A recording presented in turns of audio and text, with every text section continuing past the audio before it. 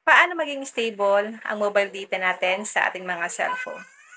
Kung mobile data po ang ginagamit nyo sa pag-reels, sa pag-vlog, sa pag-edit ng mga video, madalas talaga hindi siya guys nagiging stable dahil din yan guys sa ating phone settings. Kailangan guys ang phone settings nyo, kung dual SIM yan, dapat po nakaganito ang kanyang pag-setup. Ito lang guys ang gagawin nyo para maging stable ang ating mga mobile data sa ating cellphone. Punta lang tayo sa ating phone settings. Click lang natin dito ang network and internet. Then, click nyo po ang SIM card and mobile network.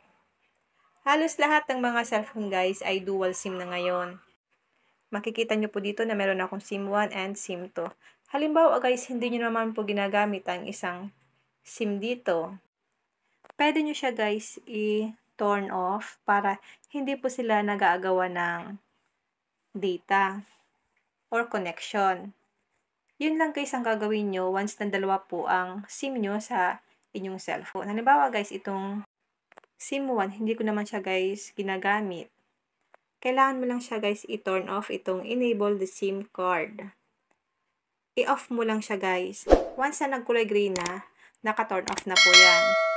Back natin. Ganun po ang gagawin nyo once hindi nyo naman po ginagamit ang isang SIM sa inyong phone para hindi po nag-aagawan sila ng connection or data sa inyong cellphone. Yun lang guys ang gagawin nyo. Ngayon po, subukan natin mag-YouTube or mag-Facebook na lang tayo guys.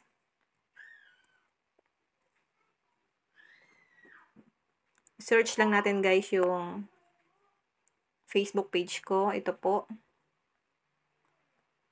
Check natin kung mabilis po ba ang kanyang data.